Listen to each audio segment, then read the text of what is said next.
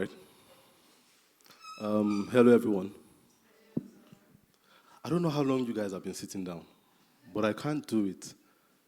I've always been very restless as a child. And now that I have kids, I kind of respect my parents to be able to deal with me as a restless child because my children can be very restless too. So I admire when people can sit down for this long. It has been like Touch was sitting down there for me. And that's why I wanted to come very close to the time when I would speak because I just didn't want to be to space out because if I sit down there for that, I'll just space out. Um, my name is Tola Alabi, and I would want you to call me TA. Not because I think TA is a particularly cool name, but I've come to accept the fact that I don't have one of those very strong names. I like my name, but it's not very strong. And I know this from experience. I'm not just saying it. The truth is, after this, a lot of you will try to relate with me and tell me, well done. But a lot of you will come and say, well done, Mr. Tope. Well done, Mr. Tayo. Well done, Mr. Tunde. Well done, Mr. Taiwo. Nobody's going to say Tola. It happens every time. Very few people remember that name, Tola. It happened. So you think you remember, but you still come and call me Tope. The most annoying is when you meet somebody and I don't even bother correcting people anymore because I used to correct people before. And they'll just say, Mr. Tope. And I don't know, it's Tola. Like, oh, okay, Tola. And you talk to them. And at the end of this conversation, you say, it has been nice talking to you, Tope. And they go and they're so sure that they got the name. So I just said, let me just call it TA. You guys call me TA. You wouldn't forget that.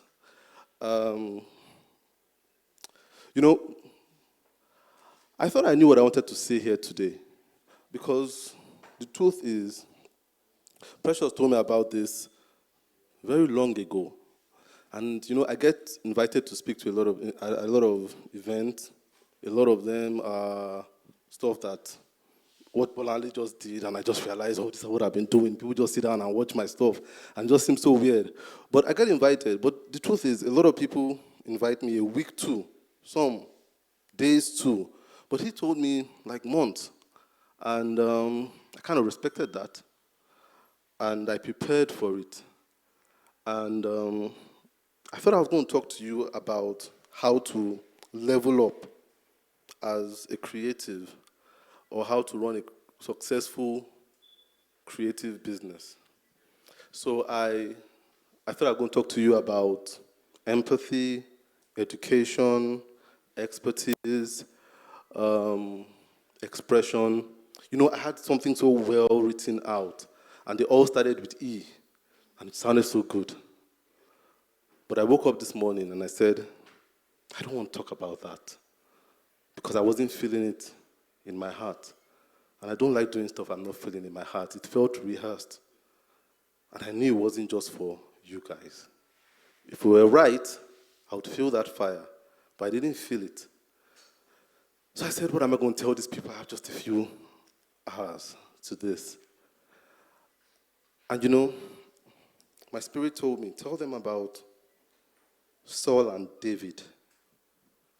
I said, Saul and David. I talk about Saul and David. It's not a church. But I've learned to be very obedient to what my inner compass is saying. So I said, tell them about Saul and David.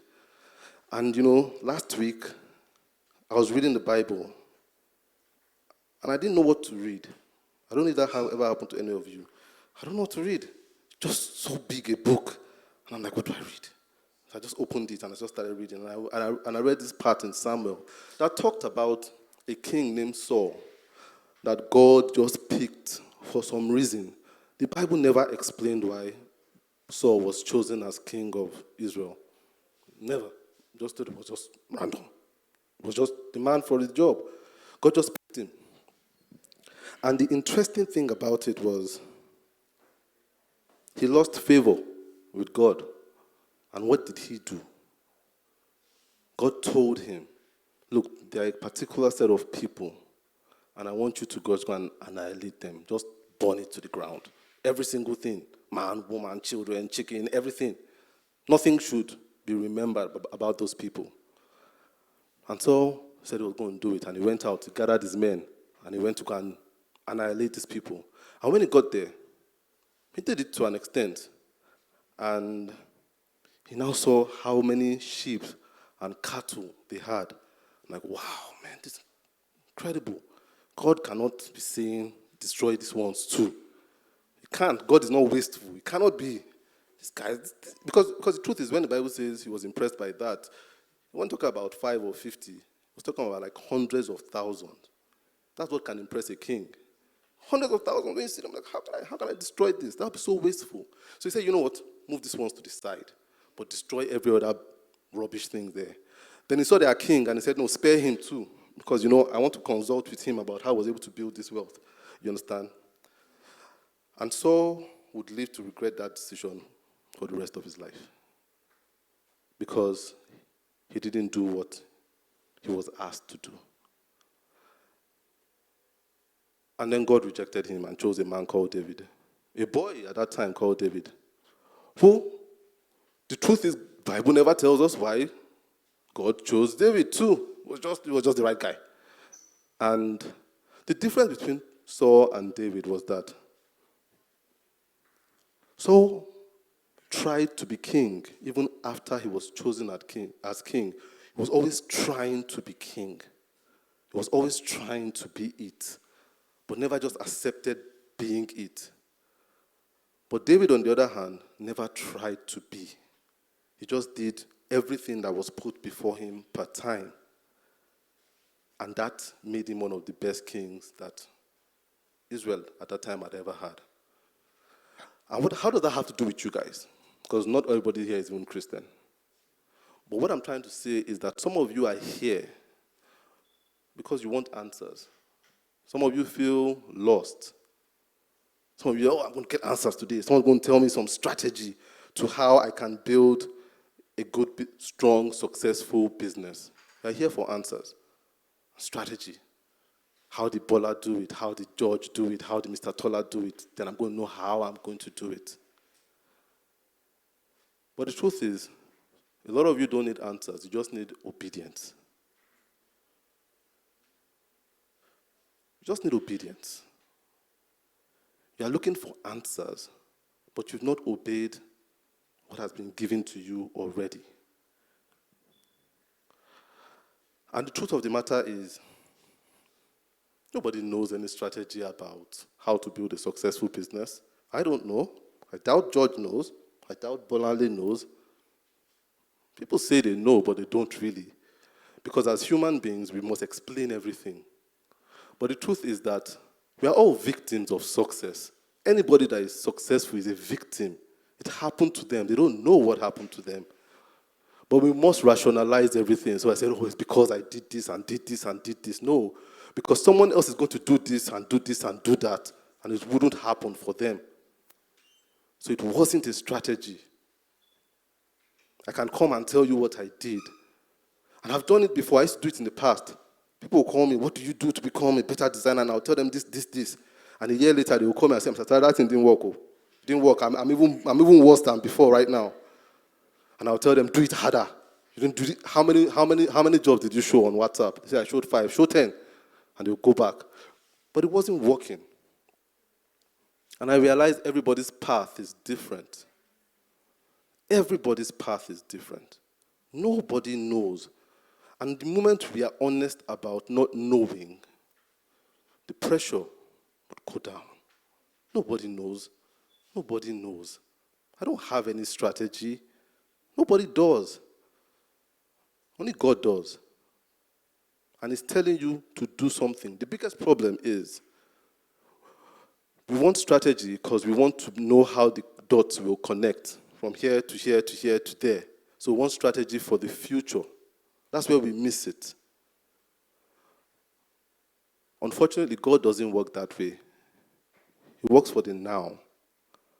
So do what you ought to do now. Then when you're on that step, you see what to do next. Then take that step and take that step. Nobody knows what the next step is. You can strategize from now to tomorrow. It won't work. You see, I thought I was a very smart guy. I thought I was a very wise guy. But when I started to realize I know nothing, then I started to learn. We all know nothing. I had an experience just, was it last week? 2 weeks ago. There's a guy that had been owing me money, a client, owing me quite a lot of money. Nobody had ever owed me that much before, ever. And I remember I have a YouTube channel called Pro Up Masterclass. I have a podcast called Pro Up Masterclass. And I remember doing a video about how to get your client to pay you your balance payment. And I was so sure. And I did a video like 3 years ago. And I gave them this strategy to how to get your balance payment from a client. So then I now had to use my own medicine for this guy that was owing me my balance. So I went into action. Now, the truth is, he had been a good client. I'll be honest with you, he had been a good client. He was one of those people that never questioned my rate. He paid me on time. But this one time, we went to go and do a job for him, and we had to go outside Abuja. We went to Nasarawa State to install something. And it was time to pony up. And, because he was a good client, I didn't ask him at first. I just thought this guy would conform. 1 week, 2 weeks, he hadn't paid. So I made that phone call, just to remind you, sir, no pressure. First started off with, okay, how's the job? Hope you liked it. Hope it's working. By the way, just want to know that kind of, it was like, yeah, we'll pay. I'm not forgotten about that. And I was so sure that before the end of the day, we'll pay, because that's what he said. But it didn't pay. So I gave him another day. Nobody wants to look desperate now. I gave him another day. 2 days later, I called him. Sir, how's everything and stuff like that, and asked him about this. I see that was the strategy, to be the company that didn't need the money. We just want our balance so that we can move on. We're not hungry. You understand, kind of thing. So, but he said, okay, Tola, don't worry. I'll get back to you. I just had to do some things and stuff. But by the end of tomorrow, you'll get it. Tomorrow never came. And that went on for months. So we went into gear 2, the constant pestering. Because then it was about, if you can stay full of mind, people always like, the person that puts pressure on them the most is the person they would like to dismiss. So I was calling him every day. But I wasn't being nasty or anything, just calling him to remind him. Sometimes he would pick, sometimes he wouldn't pick. But the answer was always the same. The answer never changed. He was never emotional about it. Oh, Tola, I'm so sorry. I'll pay your money. I didn't mean for this to happen. But and it was always toggling between Monday and Friday. So if I called him on Thursday, he'll pay me on Friday. If I call him on Saturday, he'll pay me on Monday. So by Monday, you will get your money and stuff. And I always believed. And that went for months. That didn't work. So it was now, let me put some guilt on him. That was the next phase, gear 3. And I said, and this job was done in 2020, so just to give some context. And this was 2021 now. So gear 3, put some guilt on him. I said, sir, I have to pay my vendors. They've been on my neck and stuff like that. It's kind of straining the relationship between me and them. And sir, we've done this job for you. It's good and stuff, but please, I just don't want to strain my relationship. And the answer was always the same, stable. I'm so sorry, Tola. I didn't mean for this to happen. I'll pay you on Monday or Thursday. That wouldn't work. So then it was now the last phase of actually saying how you feel. So I told him, sir, to be honest, I must say it, I'm really disappointed, because this was this year. To be honest, it was this year. So he had gone the whole of 2021, I hadn't paid. And I said, sir, I'm really disappointed, because we did a good job for you, and we didn't delay.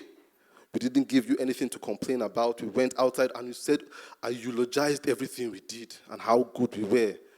And I was like, now the value of the money has just even been bastardized. And I said, sir, you know what? If you want to pay, pay. If you don't want to pay, I'm moving on. I didn't really mean that. I wasn't moving on from anywhere. And he sent me the same thing. Tola, I'm so sorry. I would pay you. I was so mad. And I told my wife. And my wife said, just forget about it. And I said, I've used everything. How didn't it work? Everything. And I got the same answer. No emotion from this guy. Why didn't it work? I said, I've used every strategy. Except one. Surrender. I didn't surrender. And I chose that day I spoke to my wife. I said, I surrender. I'm not doing this again. I'm moving on. The truth is, I've survived 2021, a whole year without this money. And I didn't go begging for money. Every time, every time I was broke, the thing about someone owing you is that every time you are broke, you always remember them. Guy, how far now? That kind of thing. So every time I was broke, it came to my mind. But then, God was so good. He always provided. And then I'll forget. Then I'll get broke again. And I'm like, oh, this rubbish guy. And then, but he never replied. And I left him. And that was early this year. And I never went back to him. And just 2 weeks ago, I was sitting down in a meeting at my kids' school. And I got an alert. And it was the money. And I thought about it. I want you guys to listen here. Listen. I thought about it. I hadn't called that guy for almost 7 months. No pressure. No guilt trip. No abusive words. And he just paid. How did that happen? No strategy. Because that was when he was meant to pay. When he was meant to pay, nothing in this world would have stopped him from paying. You see, sometimes we just need to calm down. We think too much of how to take care of ourselves. That's the problem. How to take care of ourselves. But God is telling you, and all the time I was contacting that guy, I always felt, God was saying, leave this thing, go and record podcast. That's what I called you to do. Go and record podcast and put up a tweet to encourage somebody. But I'm not encouraged. Why would I be encouraging anyone? So, you know what? But the truth is, we think of ourselves too much. And I don't blame anyone for thinking of themselves because the pressure is out there. We get pressured. Pressure is just there. The other day, I know where the pressure comes from. Everything around us. Everything around us is pressure-filled. The other day, I was, like 2 nights ago, I have this 10-month-old. And I just feel sometimes, he just looks and just says, I don't want anybody to sleep in this house tonight. Nobody's sleeping. I'm not sleeping tonight. And he'll just stay awake. And no matter what you do, he won't sleep. And so this was one of those nights. 1 a.m., he was still wanting to play. And if you don't let him play, he will cry.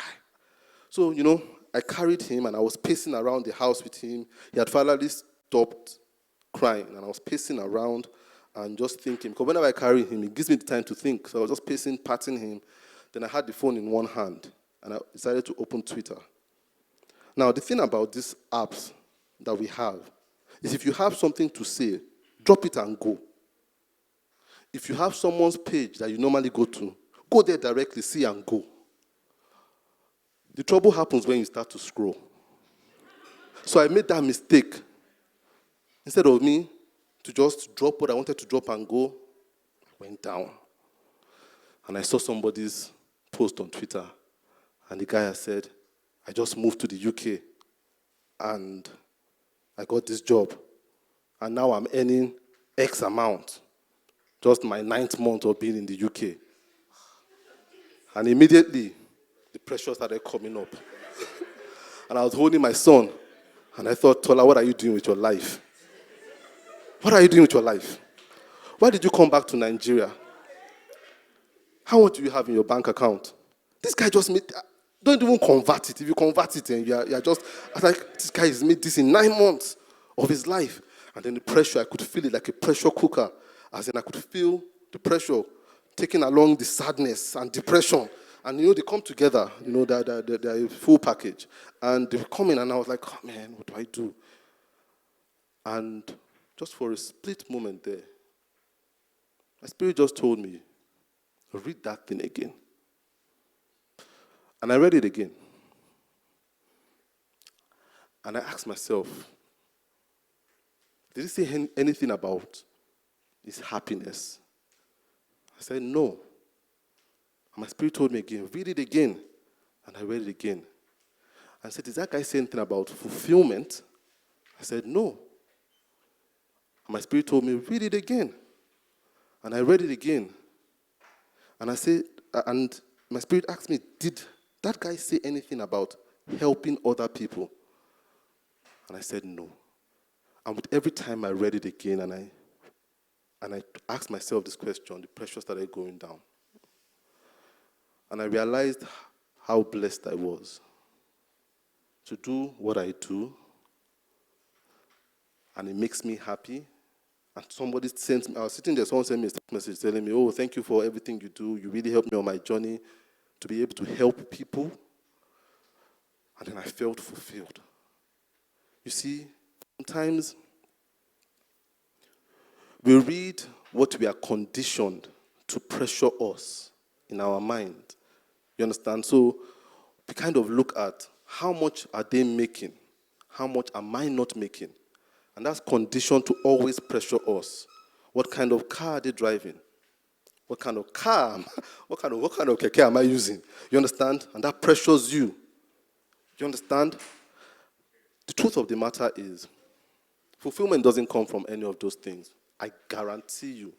The truth is that no matter how much we hear these things, we never understand it.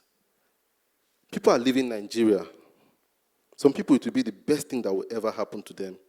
For a lot of people, it will be the worst thing that will ever happen to them. I'm telling you, people ask me why I came back from Canada. I don't like answering that question. Because a lot of people are not ready to hear or accept. And I don't like wasting my time.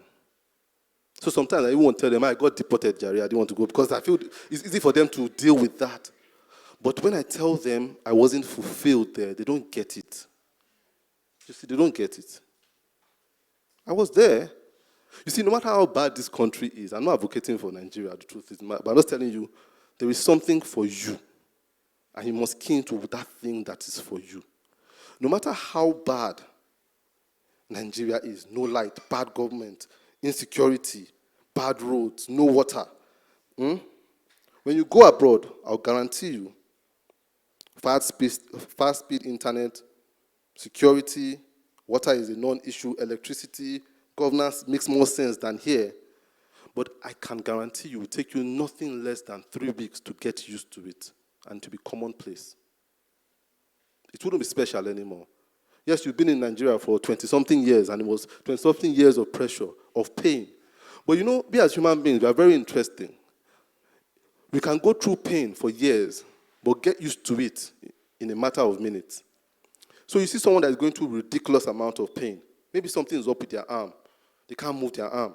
And they're like, oh God, if I were just to have this arm working, I'll never ask you for anything again. And they've gone 20 years, their arm has been like that. And one doctor just comes and just does an operation and he can move their arm. Give that person 1 week. He has forgotten that he went through 20 years of arm pain. And oh, God, man, this leg, you can just heal this leg. You know, it's very easy to get over stuff. When I went to Canada, I was so excited. I was like, man, great place, and it is great place, great people. But you know, I can remember like a week after, I was walking to school, and I thought about it. Is this it? The sky is not different, so different from Nigeria. It's still the same road. My legs are not floating on some cloud. I'm like, okay, nothing more. This is it. And I felt this emptiness. Nothing more. And once satisfaction comes in, once satisfaction has been given what it wants, fulfillment comes knocking on the door. And that's why you realize that no matter how good a job you get, and no matter how good the offer is at any given time, just give yourself a few months, you are dissatisfied with that salary they're paying you again. And like, oh man, it's not enough. It's never enough. And that's why we must learn to know what it is that is meant for us. You all have the answer to building a successful company if you are meant to build companies. The answer is there. You just don't trust it enough. You don't trust it. Because you don't know how the dots will connect. It doesn't make sense to you. The problem with us human beings is also our biggest strength. Our biggest strength is also our problem. We are rational. That's what makes us different from dogs and cats and stuff. They are not rational. They are instinctive, pure instinct. But us, we have some rationality there, so it has to make sense. But that's also our biggest problem. We don't like to move till it makes sense. And very few things make sense at the beginning. You just have to take that step. The dots will connect later. But first, you need to be obedient. So many of us are strategic about the future, but disobedient in the now. So you know what you want to be. But then forget about that. What are you meant to do today? Hang that what you want to be. Just put it. But what you have to do today is more important than what you want to be. So there was a question I was being asked when I had that interview during the break. Someone asked, what's the name again? Sorry.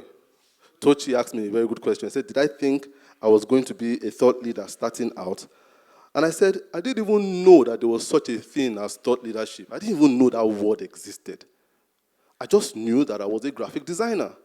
And every single day, I put my best into being a graphic designer. And now I look back, I can see how the dots connected. I didn't start from design. If I tell you where I started from, you will be amazed. In the late 90s, I was a teenage boy, sitting in my parents' flat and watching TV. And they played this music video. It was a Snoop Dogg music video. And he was rapping. And I thought to myself, I can do that. Telling you. It just came to me, just said, Tola, you can do that. You should do that. And I left that place. I went to the room, got a notepad, and started to write there. My first ever rap, I was writing it there. I wrote it. And it made sense to me. It made sense to me. And it was good. But I didn't let anybody hear it. Not my sister, nobody. It was just myself. I recited it every single day for a year. And then the next year, we had this, like a vacation Bible school. And at the end, they said, okay, we need some people to do a rap. So I said, I want to do. And they looked at me. I was a scrawny little kid, looked like a geek, big glasses and everything. I said, you can't rap now. Go and sit down. I said, let me just try it out. And I did that thing that I've been practicing for a year. So it was already part of me. And they were like, whoa, that's cool. Oh. That's really cool. And then I was able to do it. And I didn't know what rap was going to do. People that follow me on Instagram or WhatsApp, you see me, I put up rap videos from time to time, and I always talk about it. See, Tomide there is in my mentoring group. He knows now. Do I hide it? I thought I love a hip-hop. People don't know where it comes from. But, I started to rap. And I went to school, Ife. And I met a group of guys who were also interested in rap. And you see, one thing is that if you are in the right spot, the resources would find you. If you are wrongly located, you will struggle to find the resources.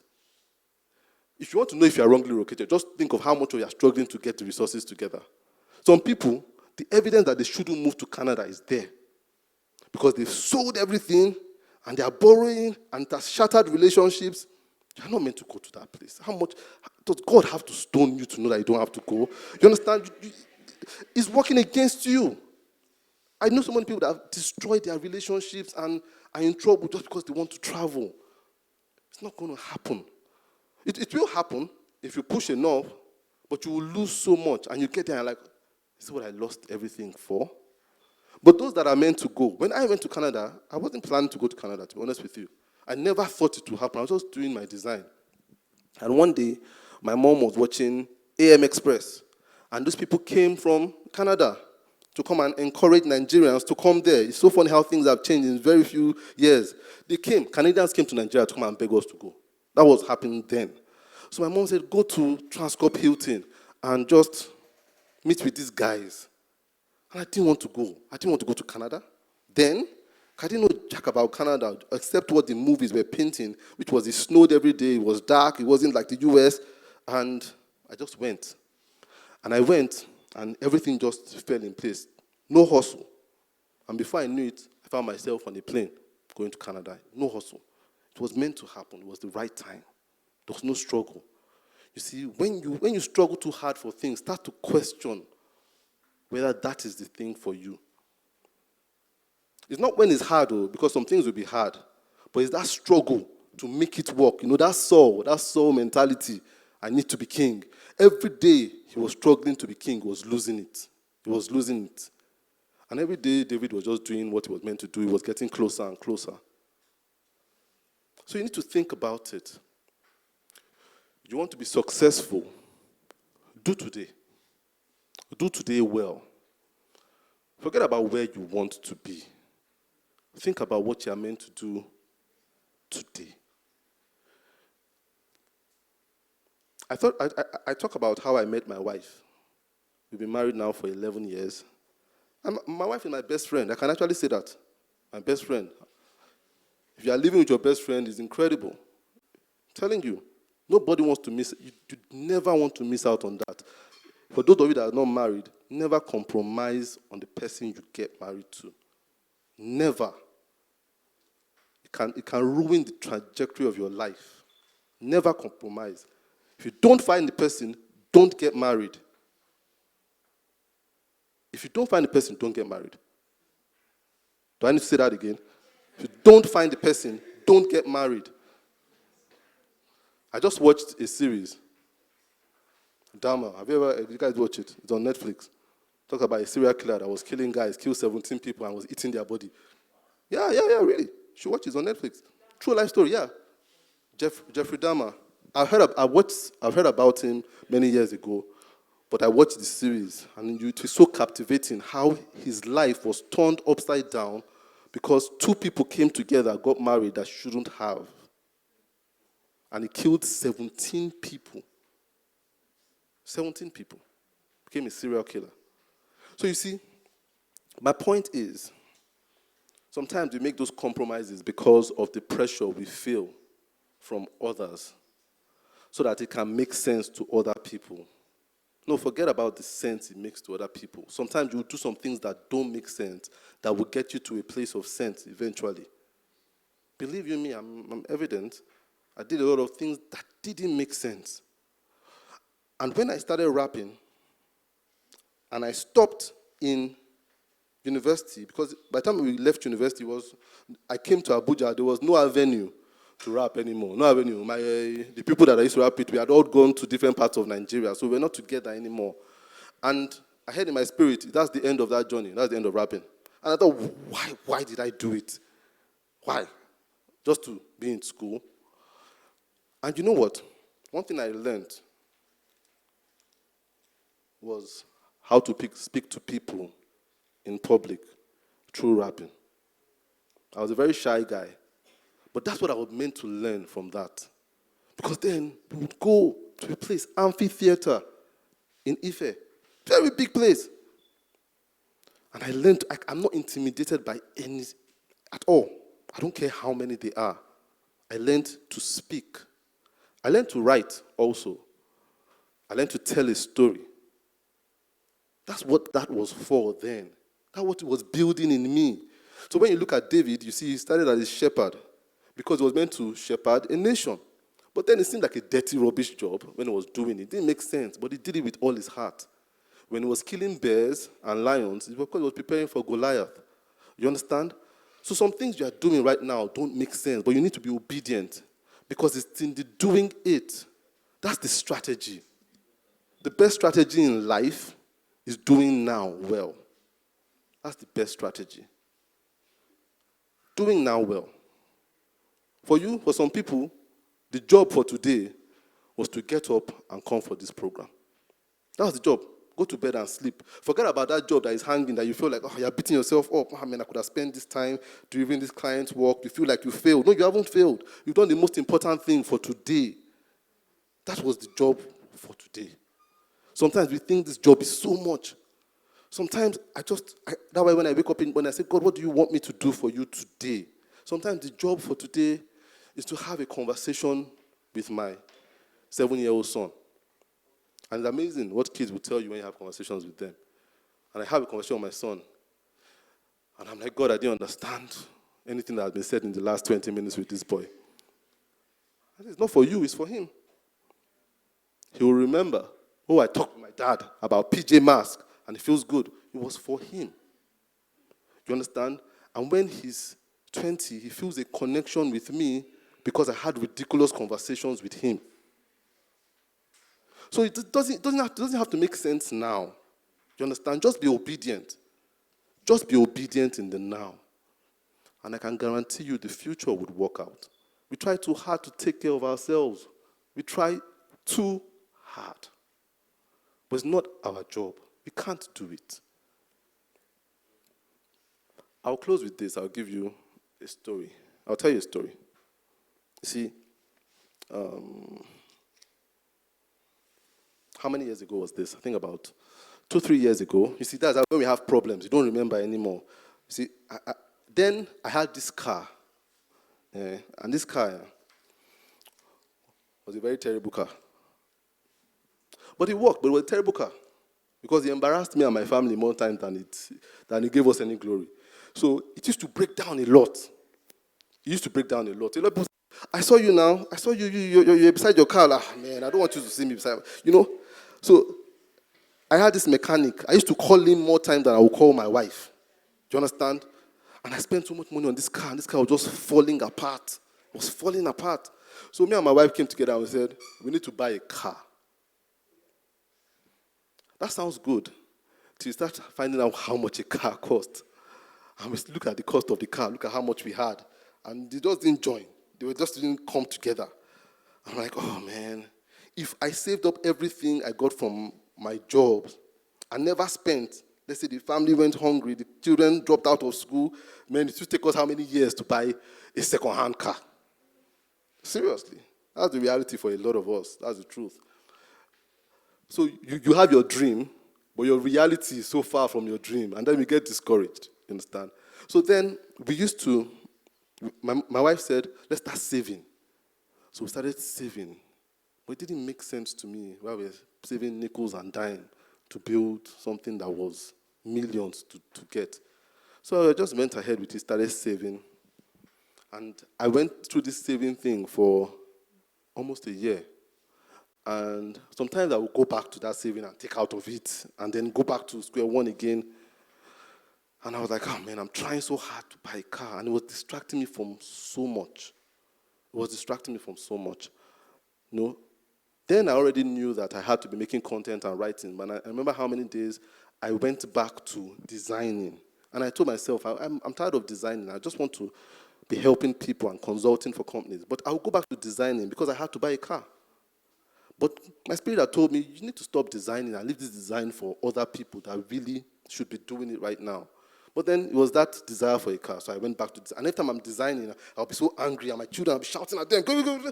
And because, when you don't love what you're doing, you become a grouch. You see, just when you see life differently, everybody becomes irritating to you. So I'm just like, can't you see I'm trying to do this work?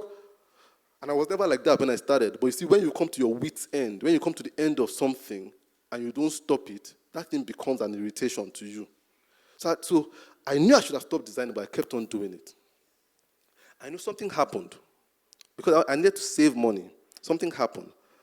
I went out somewhere, and someone saw the car and said, I'm trying to change this car. So, because we had a conversation, because the car was having one of those problems. So I parked it somewhere. I parked it in my parents' place. And waiting for the mechanic to come and get it. And the guy came and said, this car has been parked here for a while. I said, yeah, it has been parked. We're trying to buy a new one. And he asked me, how much do you need to buy a new one? And I told him.